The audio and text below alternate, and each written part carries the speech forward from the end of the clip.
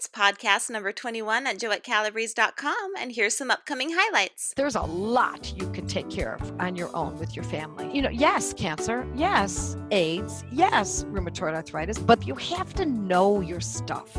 You can't go and say, oh, I can treat this, and just go by a protocol. You have to be sure you know what it is you're treating. There does come a point when you may need more expert opinion. And so there are times when people who do not know enough homeopathy that they really do need to go to someone and get perhaps conventional care. Just in case, it's nice to have that second opinion. What I like about this podcast is that it gives you another layer of self-empowerment. Those of you who have been reading Joette's blog for a while have come to know the Banerji Protocols, which greatly simplify homeopathy. Basically, if you have a diagnosis or a clear pathology, you meet it with a protocol to uproot that disease. But it's important to remember that just because you have a protocol doesn't necessarily mean that you have the skill or the tools that you need to progress through that illness. And so in this podcast, Joette gives us 4 key components to help us determine whether or not we are able to complete the healing at home ourselves, or if we should seek out conventional medical advice. Joette also gives us some great suggestions on how to find a medical doctor should you need one. So if you're ever in a situation where you do want that conventional medical advice, how do you go about selecting the right doctor for you? All right, here we go.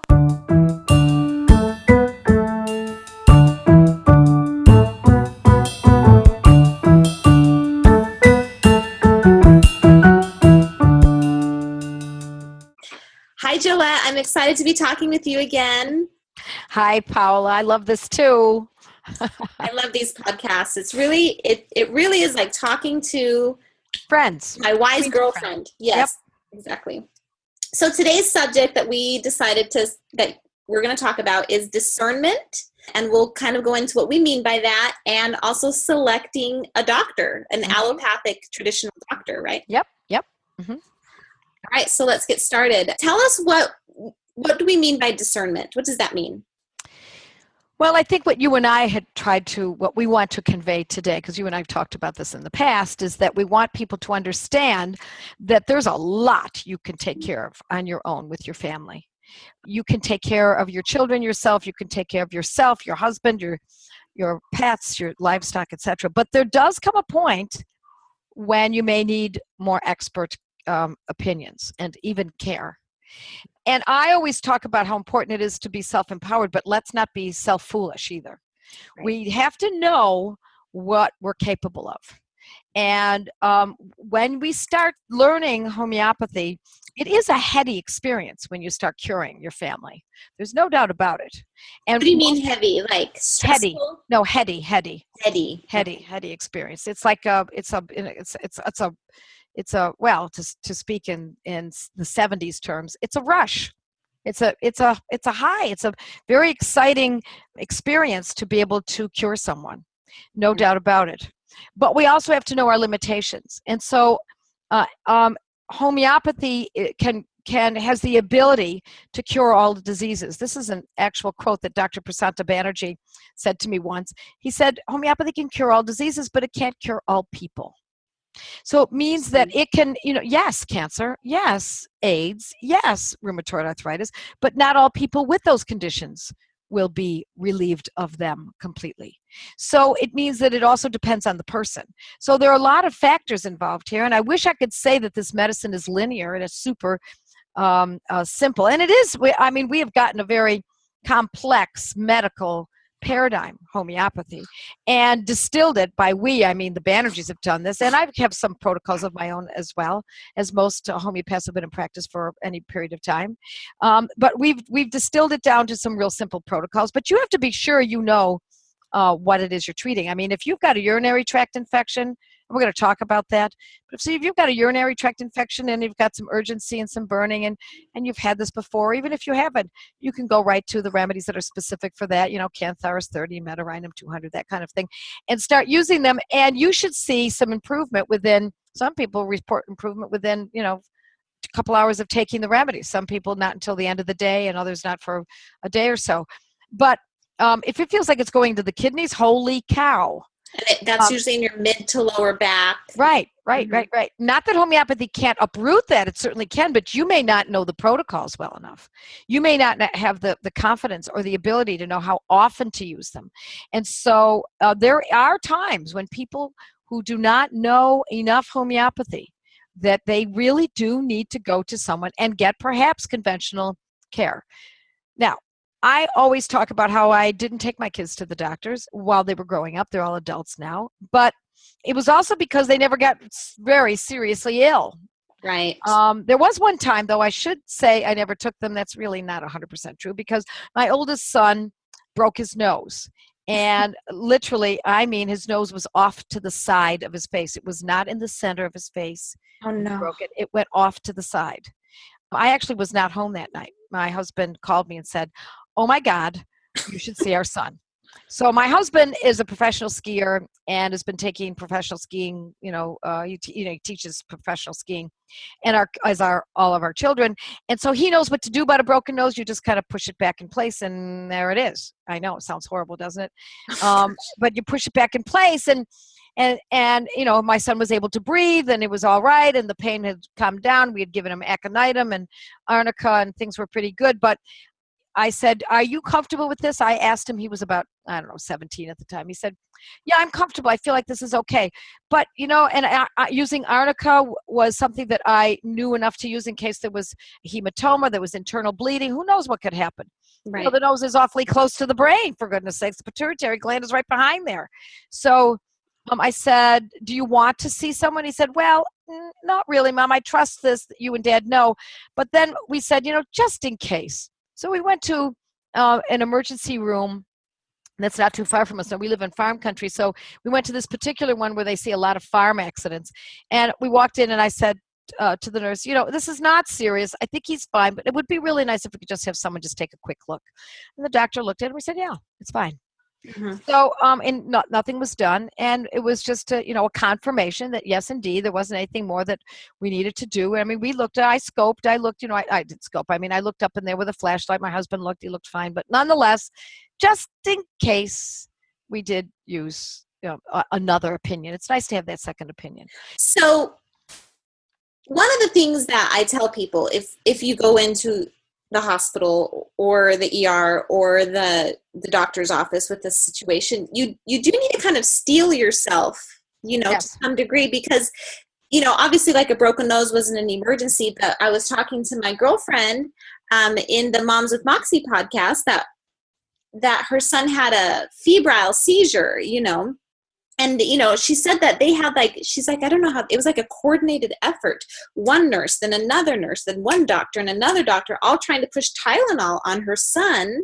And she said, "I'm sorry, but he doesn't need Tylenol." And she's a tough cookie, but if you go in there kind of loosey-goosey and you don't steel yourself and bolden yourself to know, okay, I want to understand what he needs and what he doesn't need. And she didn't feel like he needed Tylenol because she felt like the fever was actually trying to kill off an infection, She had confidence. And the reason she had confidence is because she'd been doing her reading. Right. You have to read. You have to educate yourself. You have to know your stuff. You can't go and say, "Oh, I can treat this," and just go by a protocol. You better know your stuff. And if your family suffers from, let's say this child suffers from febrile seizures, you better know all about febrile seizures. Right. You better read up on them. Right. If you give Tylenol, are there any side effects? What will Tylenol do? Are we trying to reduce the fever, or are we curing the febrile seizures? You want to know what the goal here is. Is it to treat symptoms, or is it to correct the condition? Right. So there's no doubt that all of this, the discernment comes, in my estimation, for finding that tipping point where when it's intelligent to make decisions on your own for your family and yourself, and when it's foolish. Right. Well, and in her case, she had read all the books that you recommended, How to Raise a Healthy Child in Spite of Your Doctor by Dr. Robert Mendelsohn. He does talk about febrile seizures. So, the first time it happens, you don't know it's going to happen until it happens, right? But then she already kind of knew and had done some homework, but going back to the benefit of going to a doctor, they told her, "Well, your son has strep throat." Yes, good information. Great information, very helpful information, especially because he was pretty little and he probably couldn't articulate very well. Right. He's got a strep throat. Now this mother knows what it smells like, because there is sometimes an odor to strep throat. And now that she'll recognize that, now she'll say, okay, let's see your throat. And she looks in there and she sees the redness with the white spots, or she doesn't see, I mean, sometimes it doesn't present that way. Right. But if she can get that information down, now she's learned something. Right. Something of true value, not only for this child, but perhaps subsequent children that come along and have similar situation. And guess what? Some of my students in my study group class, because I run a little study group class, they're telling me that you can get rapid strep tests on Amazon. Yes, it's a beautiful thing. Which is really cool. So yes, so there you go. Now if your child is prone to strep throat, then you get those strep tests. Right now. Right, I did. Absolutely. Have my box right here. That's what this is. Just came in the mail because you're all going to get it at some point. You know, it's very likely. Sure, sure. Right. Yes. So going back to that discernment, are there any guidelines we should have to know, okay, this is okay for me to stay at home and kind of wait it out? You know, obviously, like the anaphylaxis, like those are very obvious that we need to go to the doctor now. But sometimes these illnesses kind of creep up on us. Mm-hmm. And one day then you just kind of wait a little longer and you wait a little longer and then you might be doing something foolish. So do you have kind of some guidelines or suggestions? Well, first of all, one of the things you want to do, and you just mentioned it a moment ago, is make sure you're doing your reading. So you want to read Dr. Mendelssohn's book, How to Raise a Healthy Child in Spite of Your Doctor. Every mother who takes any of this seriously, who wants to do this themselves, needs to buy that book. It's $1 on Amazon. Right. And before you even get it in the mail from Amazon, go online and find Dr. Robert Mendelssohn and watch him on YouTube.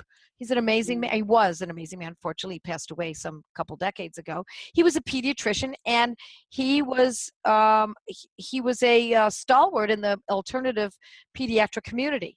And of course, he was given a lot of heck for it. But his information is like gold. Now, when you finish reading that book, now you underline the areas that are the most valuable to you and your family. Right. And go back and look at it again and again and again. And meanwhile, now he was not a homeopath. He was an MD, but he did not know homeopathy. And now you figure out which homeopathic medicines can be used for that particular condition. Own them. That's number one. Oh, actually, it's number two. To be able to discern whether or not you can do this is, first of all, you have to have some knowledge. And that's what I'm talking about now. Not just homeopathic knowledge, although that's invaluable, but you need some knowledge from other people who have stepped outside of this proverbial box. Mm-hmm. And if you haven't done that and you haven't done any reading like that, then don't step outside of the box. Then you still do need modern medicine, because you got to do something. Not always. You know, before I started learning homeopathy, I knew that there was nothing wrong with a fever. And I knew that it's okay if a child gets a cold. And I didn't have to treat them. I used essential oils here and there. I used herbs and that kind of thing, and a little bit of homeopathy because I was just learning it. But I also knew you could do absolutely nothing for most childhood illnesses, and they would be just fine. I always talk about my mother-in-law. That's her. She had the 10 kids, and cumulatively, I swear they've probably, between all 10 children, taken a total of like 6 antibiotics while they lived with her. You know, I don't know what it's been like since they've grown up, and she didn't have homeopathy. She didn't have essential oils. She did a little bit of garlic drops for ear infections, but she just waited it out. Right. Let it go and let the fever do its thing. But you see, a big part of what you're talking about here is 10 kids. In the old days, women had larger families. The families were just, innately larger. And so the mothers had a lot of experience. But in today's world, if a woman has one child, she freaks over that one child. It is something that I see consistently in mothers who have one child, that they cannot get over the fact that their child is sick. There's nothing wrong with a cold. There's nothing wrong with chickenpox. Actually, there's nothing wrong with measles. I wish my kids had gotten it. There's nothing wrong with mumps. I wish my kids had gotten it. I mean, yeah, can we get very, very, very sick with those? Of course we can. A cold can kill you, but that doesn't mean you think it is. Mm-hmm. You just make sure that the person's getting bone stocks and drinking properly, et cetera, et cetera. I mean, there's some pretty simple common sense methods here. Right. And just waiting it out can be yes, can be valuable in and of itself. Now, when do you wait it out? If you've got a kidney infection, you don't wait it out. That is not going to go away by itself. So you need to do something about a kidney infection, for example, or if it feels like it's going into the kidneys. It's one thing to have a urinary tract infection that's in the bladder or the ureter, but not, or the urethra, but not when it starts going into the kidneys. Now, does it mean that homeopathy can't treat it? Of course it can treat it. Of course it can uproot it. But if you don't have that information, it can't do it for you. So you have to have the knowledge. I have to be honest with you. You know, my bladder has been my, struggle for many years before I met you, Joette. And I talk to women who will say, oh, I've never had a bladder infection before. And my joke is always like, well, God loved you more, because it's terrible. But I also feel like if you're a woman and you're listening to this, and especially if you have a daughter, count on it. Someone your daughter, your sister, your cousin, someone close to you will have a UTI. So brush up on that. That's something every woman should understand to some degree, because our urethras are shorter. Right. So we're going to get it easier. Yep. There are a lot of, certainly honeymoon cystitis, after when a woman first gets married and there's a lot of activity sexually, that is often a time when that occurs. So we have to be prepared for that. That was when I got my first one. And boy, do I wish. The remedy for that is Staphysagria. That's right. Gorgeous. And I'm just kicking myself that, you betcha when my daughter goes off to get married and she's going to take Staphysagria with her. On the honeymoon. Yep. A whole little kit. Absolutely. So that's the first rule in my estimation. The first two rules, knowledge and remedies. Yeah. Well, the second rule was with remedies is I often get people who call up and say, my child has got this, and this with a cold or something acute. And I say, well, I'll tell you what the remedy is, but if you don't own it, what good is it? Or if you contact my office and it's, 5:00 on Saturday night, and we close it a little bit after 5 Eastern time. And now what? Your stores are closed. All day Sunday, your stores might be closed. And you're certainly not going to get mail. And then you order it on Amazon or wherever from Boron directly. It will be Tuesday when you get it. No. I mean, at least Wednesday, I feel maybe even Wednesday. Because they don't even ship it out. So they don't prepare the package until Monday. Right. You're lucky if you get it on Tuesday or Wednesday. That's right. So you have to own a kit or 2 or 3. And I tell people they should own the top 100 potencies that are top 100 remedies in which the potency is mostly 30s, and we sell those in the office. That's the red kit. The red kit, yes. And then own a 200 potency kit. That's a little gray kit, and there are 50 remedies in that. You should own every cell salt. We sell those kits too. You don't have to buy them from me. You just have to own these remedies. We make it easy, but you really need to own them. Right.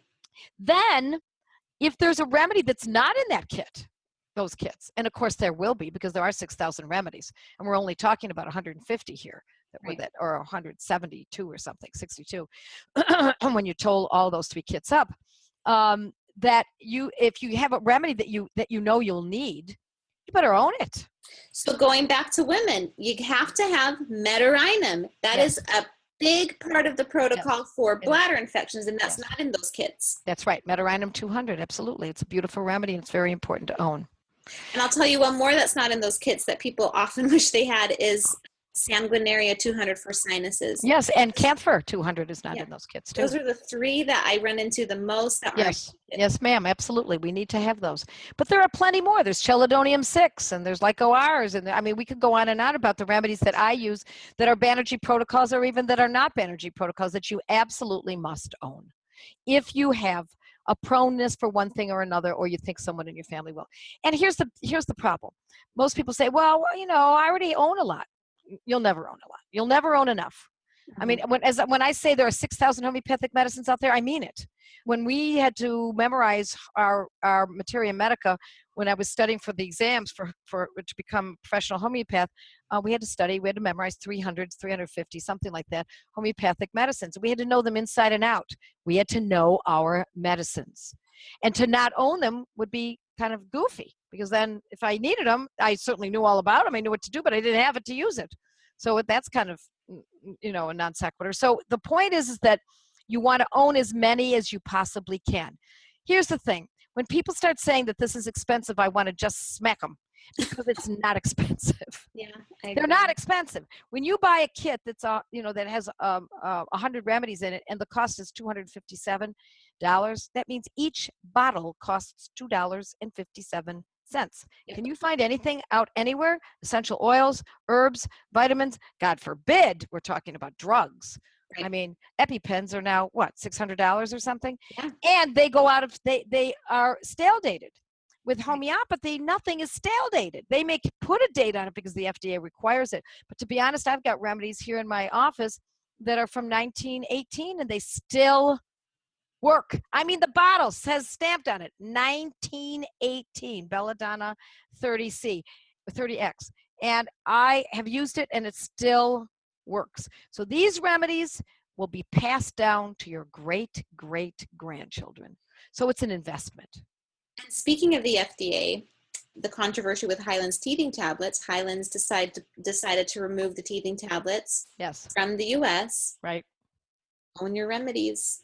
Yeah, you better own them. That's right. You never know. You never know what new controversies on the horizon. That's right. That's own your right. remedies. Yes, yes. Okay, so let's say, let's go back to like the UTI example. Let's say I'm struggling with the UTI. I have the knowledge, I have the remedies, I'm still struggling with it. What's the next kind of step in discernment? What you want to know is what you're looking for. Once you've taken the medicine, you got to know what it is you're looking for. If you think that it's going to take 4 days for it to correct itself and you've got a urinary tract infection, you're incorrect. That's not the way it works. You should be able to take it if it's very severe, every hour even, or maybe every 3 hours, and then watch for improvement. It's really better, generally speaking, to do it to use it every about 3 to 4 hours. But if it's screaming horrendous, then there's a lot of pain, a lot of urgency. Then you take it every hour for a couple of hours or a couple doses, and then you open it up to every 3 to 4 hours. And if you don't see a change after a few doses, I mean, we're looking even for a little bit of change. But if you don't see a change, you know what? You may be wrong in the remedies that you're choosing. And if that's the case, you might indeed need to get to a hospital or to a doctor, because we don't want to take a chance with an infection of that potential magnitude. Now, if it's a cold, that's something else. But when we're talking about urinary tract, we don't want it going into the kidneys. Well, and let me explain why. I think some people don't even realize that. When it gets to your kidneys is what filters your blood. So if your kidneys are infected with E. coli or whatever it is, and your blood is going through those kidneys, your blood is picking up the infection and you're going sepsis, basically. Right. All over your body. Now, I'm not trying to scare people. Right. But you do need to know what we're talking about. Right. Well, I will tell you, my next suggestion is you get your remedy kit. If you're not sure what to do and you're thinking, I wonder if I should get to an emergency room. I'm really scared, whether it's UTI or going to kidneys or your child or head injury, whatever it might be. You grab your remedies, you get into the car with your child, and you get to an emergency room. Now, you should bring a little bit more than that. Bring some water, maybe some playing cards, a bag of popcorn or something, and you go to the emergency room, but you don't go in necessarily. I mean, if you need to, of course. I mean, if it's really, really obvious, of course you're going to go in. But park in the parking lot of the emergency room, and with a blanket, a deck of cards, and start and hang out and see how the remedies are acting. If the remedies start to act, you can go home. If you start seeing the things are moving along. I can't tell you the number of times I've done that with my father, who thought he was having a heart attack, and then in the end, turned out that he actually was not having a heart attack. And meanwhile, I'm in the car with him. We've got a blanket over his lap. He's got his nice warm water that he's drinking with, say, Mag Foss in it and a 6X, and he's sipping it, and we're talking, and we're playing classical music so we can calm down, and I'm administering the remedies. And I said, Dad, at any time we can go in, but why don't we just sit here and hang out?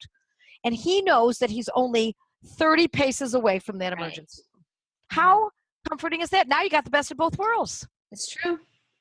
Now, the beauty of this is that you might be able to turn it around, go home, and he'll never get all of the drugs, or she will never get all the drugs that are that is automatically given regardless of what's happening, almost. And you lose control in the emergency room. Sometimes you need to do that. Okay, we're going to concede on that. Sometimes you need to do that, but too many times it's fear that brings you there. Yes. And it's not the logic. And if you can see the remedy starting to act and you're only 20 paces away, You got the best of both worlds. Well, I have to Park say, in the parking lot at the hospital. the worst decisions I have made about my health were when I led with fear.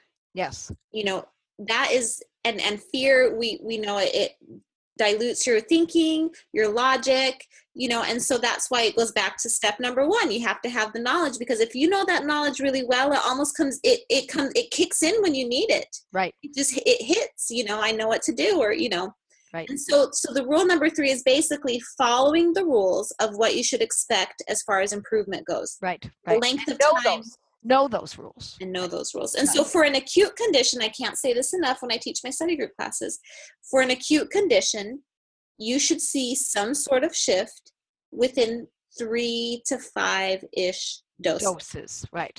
Yes. And that shouldn't be spread out every 30 minutes unless you're having some sort of anaphylactic. Unless it's very severe. Yes. Unless the symptoms are extremely severe. Life-threatening. Yes, life-threatening. If they're not very severe, and you're administering this on the way to the hospital, folks. I am not saying that you should ignore a life-threatening condition and not go to the hospital. If you feel that you can't do this, then by all means, you get to a hospital on the way you're administering. Maybe your husband's driving and you're administering. So you need to know when improvement should be, what it should look like, and how soon it should come. Right, exactly. Okay, so what's the 4th guideline? The 4th guideline is diagnosis, because if you don't know what it is, and it can be very useful to know what it is, obviously, for many reasons. I mean, if it's, hemorrhaging, you need to know that. If it's septic, the infection has gone septic, you need to know that. So a diagnosis is very valuable, not only because it tells you, I need to get to an emergency room or a doctor or something. But it also tells you, if it's not that severe and you feel as though you can handle it, what homeopathic medicines to use. Right. Well, it goes back to that story we were talking about, the Moms with Moxie interview, where her son had a fever seizure.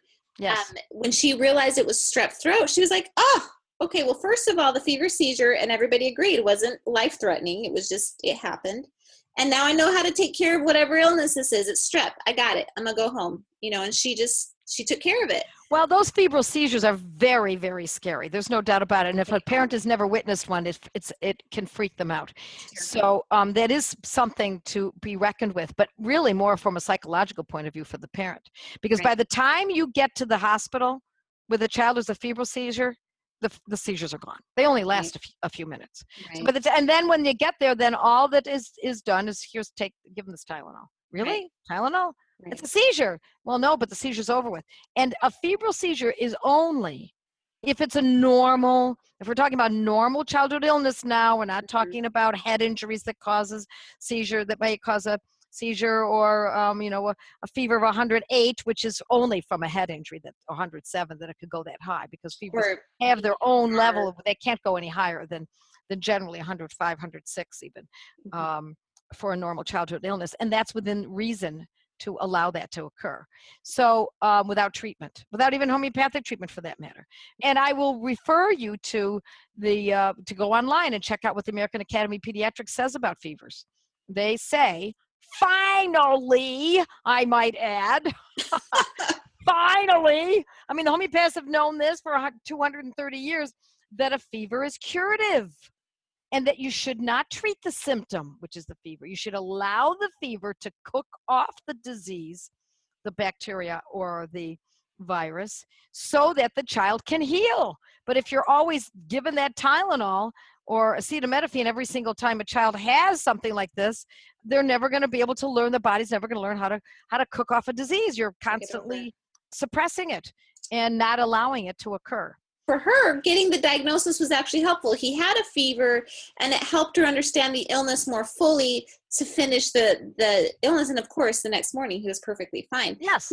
This reminds me of the time my son, this is like very embarrassing, but he's not going to listen to this podcast. He's 9. Okay. But he had a pain in one of his testicles, really bad pain.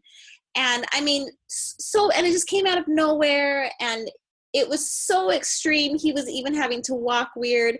And so I picked a remedy for him. I actually gave him pulsatilla, and it helped. And we're in the middle of getting ready to move, and over, I think, 5 days, it had improved significantly, but it wasn't totally done. And I was just getting a little leery, and I called the 800 number that our insurance gives for the nurse line, and she says it could be testicular torsion, and you need to take it to the emergency room immediately because it can cut the blood supply off to the testicle and basically become gangrene. Mm-hmm. And so I was kind of aware that maybe this could be a big deal. So I finally just said, we're going to go in. We're just going to do an ultrasound, and let's just look. Mm-hmm. And it was right before we moved. And when I moved, I wouldn't know where to go if it got serious, where to drive to. And it was nice to kind of know it's going to be fine. And they looked, she said, well, whatever it is, his body's working it out. I thought it was going to be torsion, but it's not, based on the symptoms. Isn't that comforting to know that? It is. Yes. Doesn't hurt to know a little more. Right. So that's what I like doctors for, is diagnostics, or nurses. They're very good at that. They don't always get it right. But they often do. They see a lot of the same cases over and over again. So I like that diagnostic. What I don't like are some of the treatments. So we have to be careful of that. Right. That's what I was saying. Steel yourself when you get in there, embolden yourself and know what you're going to be okay with, what you're not. So kind of going to doctors, we're saying that we are going to want a relationship with the doctor. How do you have any suggestions for selecting a doctor? Yes. Get an old one. An old guy. An old guy. No one under 60. And maybe be a little facetious here, but you want someone who doesn't have a mortgage anymore. You want someone who doesn't pay tuition anymore. You want someone who's not pressured by his financial constraints in his own life and feeling overwhelmed that he has to make a decision that is in line with what the pharmaceutical rep is saying to him every couple of days in his office. You want a guy who is willing to step outside of the box. And that comes not only from not being pressured financially to make decisions that are more about his state of being than yours, but you also want someone who clinically speaking has seen these cases time and time again. And will after a while say, febrile seizures, so we give the kid a Tylenol. I don't know what good that does. That's what I'm told to do. I learned that in medical school. You give a Tylenol, you give acetaminophen. And then he starts asking himself, what's the point? Why am I doing this? The child's not in pain. The seizure's over with. And he starts asking questions because he's seen it so many times. But a doctor fresh out of medical school is very impressed, and I can guarantee he or she is, with his or her education. You know why they're impressed? Because they spent a darn fortune on it. So when they get out of medical school and residency and internship, they have committed themselves to doing every single thing they've been taught because it costs so much. Now, they're not saying it because it costs so much. They're saying because, what are you kidding me? I just spent all this money and it's got to be right. I mean, that's the way we all think. It's like telling a guy who just bought a Ferrari, no, you shouldn't have bought a Ferrari. You should have bought a Maserati. And he's never going to say, oh my gosh, you're right. I just spent $100,000 on this car and I should have bought another one. No, it took him a long time to get to that car. And he's not going to give it up because somebody said there's something else out there. It's like they've chosen to become indoctrinated, which is funny, indoctrinated doctors. Right. It is a choice. It absolutely is a choice. Now, look, I'm not saying medical school has no value, because anatomy, physiology, pathology, all of that is very important information for a doctor. What I don't like that they're learning is the stuff that they get that is pharmaceutically based. And that is what their professors are doing. They are teaching them the pharmacy directly from the pharmaceutical companies. And that is what makes me nervous. So they think that there is a drug for every ill, and they know nothing else. Except they do no diagnostics, pathology, and as I said. So they're good for that. But what I don't like, generally speaking, are the methods that they use to treat. Actually, my friend went to school to be a doctor. And, she's about my age. What am I, like early 30s? And she quit medical school. And she said, and she went into it for a while. And she said, Paola, they gave us 1 semester of pharmacology. So we are not taught to understand the drugs. It's just 1 semester. Beyond that, it's just, here's the drug that we use. Here's the drug that we use. directly from the pharmaceutical reps. Absolutely. And she quit because she said, this is ridiculous. This is medicine. This is me just being a monkey. Right.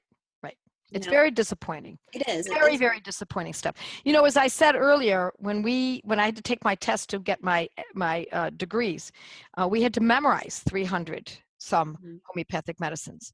We had to memorize them inside and out. I had to know my medicines. I had to know what they were capable of touching, and as much as I could possibly memorize. I had to know the keynotes and some of the lesser, more conditions that they would touch. Conventional doctors, I'm going to be honest with you, don't know their medicines. How come they don't know them? Well, because my medicines haven't changed since 100, 200, 230 years ago. Their medicines change every 2 years. Right. Why? Because they're yanked from the market. Right. They're yanked out, and now they've got another one that they have to learn. So they don't learn them. It's just the drug rep. And I'm sorry to be so I don't mean to be condescending here, but it is a paradigm that I know a great deal about from many different angles. But they know what drugs to use for what condition once they're in practice, because the cute drug rep with the short skirts bearing the donuts twice a week and giving the classes to the medical staff there is telling them what it's used for. So what's happening is that they're learning from the industry instead of learning from their clinical experience. And that's the wrong paradigm. You have said that before about the pharmaceutical rep being this cute person. And I would always think deep down, like, oh, maybe Joette's a little outdated with that, because, now we're so aware of like sexism and all that stuff. Oh, garbage. Absolutely. Men love young, gorgeous girls. What are you I'm watching a TV show. Megan Fox is like the epitome of she's like the most prettiest girl around. I'm watching a TV show. She comes in a short skirt. She's a pharmaceutical rep. Her. I about fell off my chair, and I was like, Joette's been right this entire time. Let me tell you how I also know. Not only do I know because I was married to a doctor in my 20s, neurosurgeon, but also because when later on when I was about 30, I had been working in real estate in Washington, D.C., and I had moved back to my hometown, and I needed a job, and I had been in sales. Yes, I did, ma'am. Absolutely. You were a pharmaceutical No, rep? I didn't get the job. Let me tell you how this worked out. I applied for a job for one of the major pharmaceutical companies, and they were located in my area. And I applied, and I was the second runner-up for the position. Now, I got to tell you, in college, I was an English major. Oh. So the only value I got out of, only discernible value I got out of being an English major, to be honest, is to know how to spell discernible. Oh. But other than, but I never took a single biology, anatomy, physiology, pathology course in my entire life at that point. I had never even touched a course. I never even took biology because it was not required. I went to a very liberal college, I might add, and there were no requirements like that. Wow. So for them to even be considering me was absolutely ridiculous. Because you're cute. Yes, I was cute. I wore short skirts. I had sales experience, and I had no understanding of medicine at that time in my life whatsoever. Now, the woman who got the job, because I came back for 2 interviews. The woman who got the job was a nurse. She should have gotten the job. I should never have been considered in a million years. I was absolutely the wrong profile in my mind. And I was laughing all the way thinking, I can't believe this. These people actually think I can do this. And I didn't lie. Right. I told them what my background was. I was in real estate. Right. For crying out loud. Oh, well, you dodged a bullet, lady. Yeah, well, I don't know. It might have been quite the experience. But that woman deserved that job, not me. I should never have even been considered. Right. You should. So I know how the system works. I also have been in business and many businesses, many industries through the years. I'm in my 60s. I've done it all. I've been there and done it. And I will tell you that young, svelte girls who dress stylishly in high heels sell. That's the way it works. That's what sells. End of discussion. And if anybody wants to think differently, well, you're welcome to do so. But that's what sells to doctors, especially when they're exhausted and they've just about had it. And she comes in with the donuts or the chicken wings. So you want the doctor that has been through it all and is at the end of it and can think critically and doesn't care. My neighbor is actually he's an older gentleman, just like you've been describing.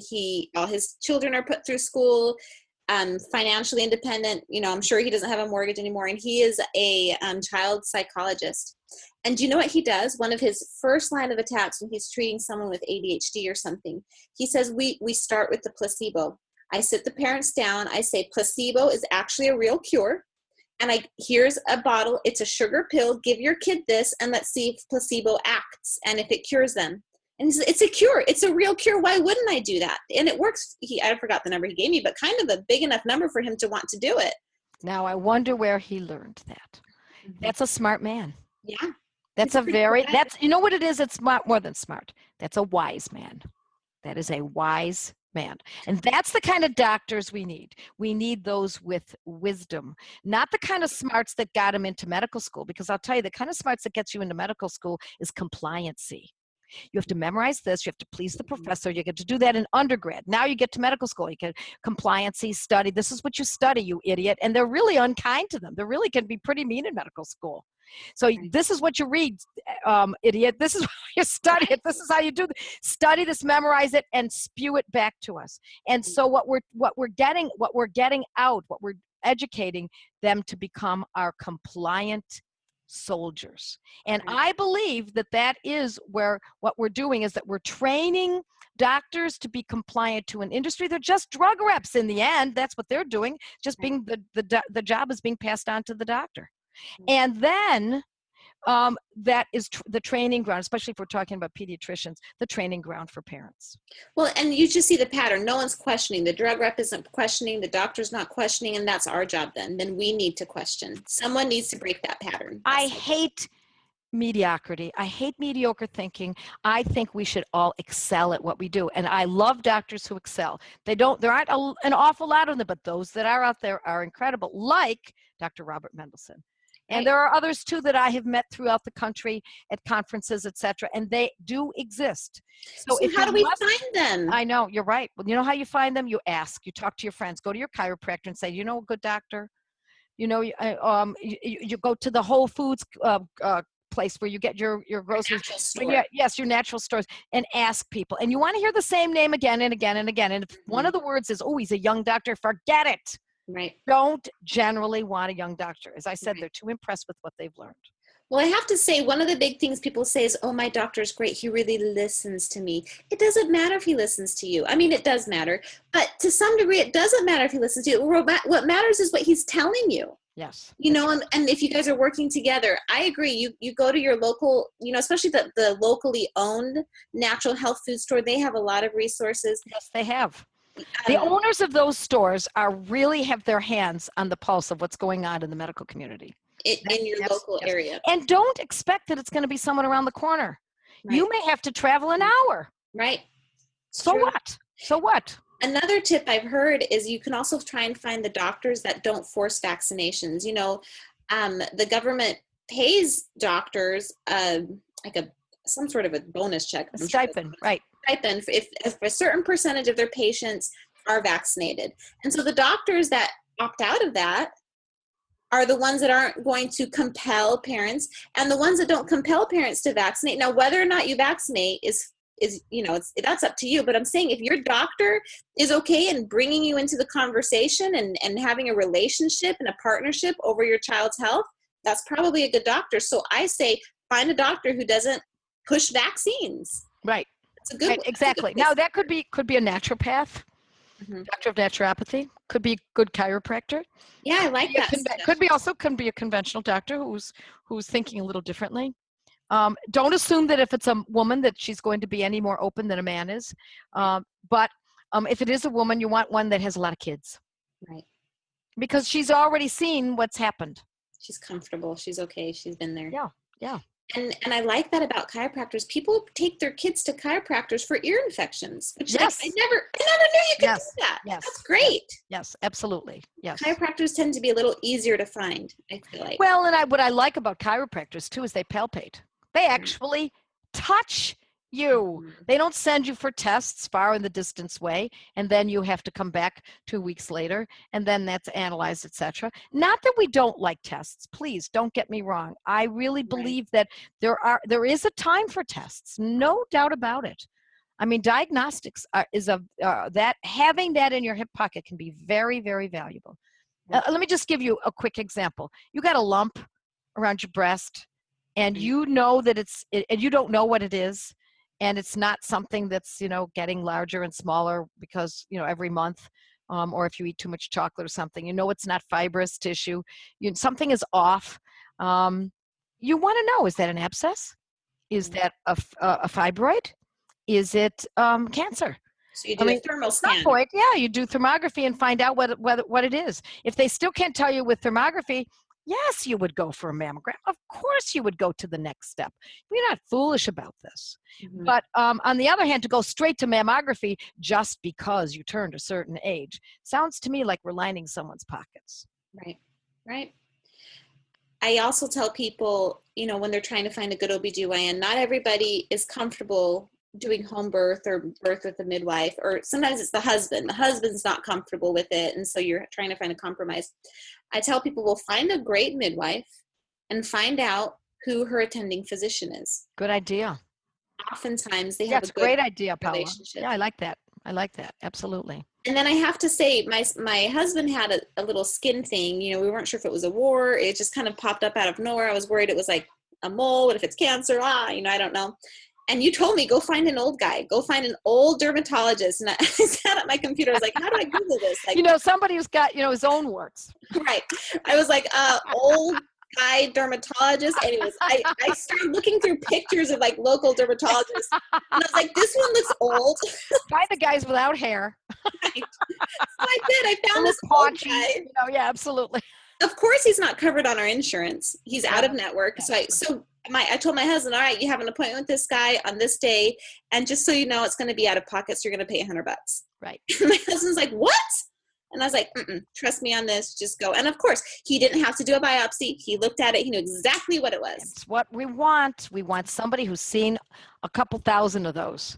Right. And they can say after a while, that's what this is.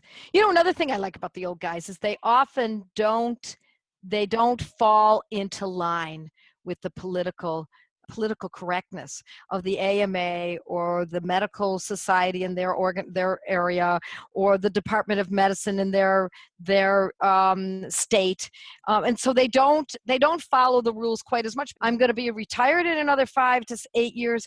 I'm going to do what I know is right, not what is required by some organization and some rule that tells me that I have to have everything biopsied. Right. You're right. They're not worried about the litigious nature of society. They're ready to retire. Right. They want to do what they think is best, and right.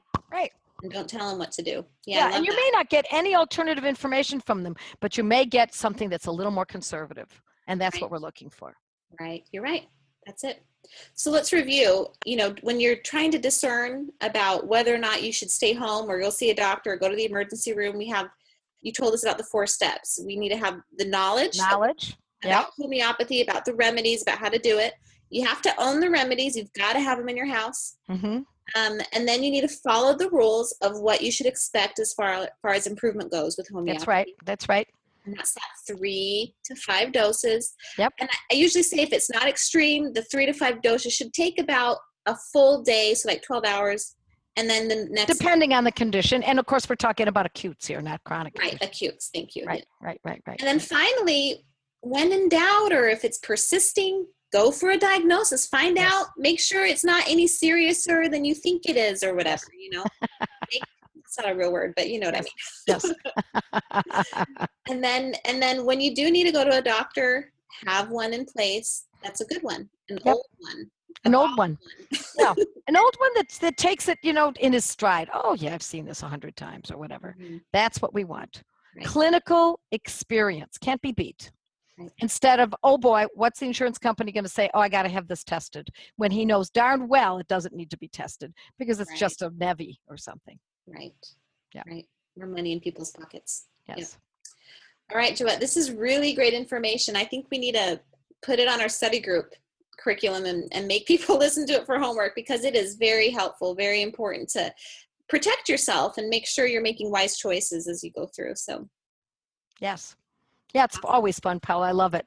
I know. Thank you, Joette. I know we're both so enthusiastic about this method that it's just too much fun to, we enjoy it every time. I know. Sorry it's so long, y'all, but it's good information.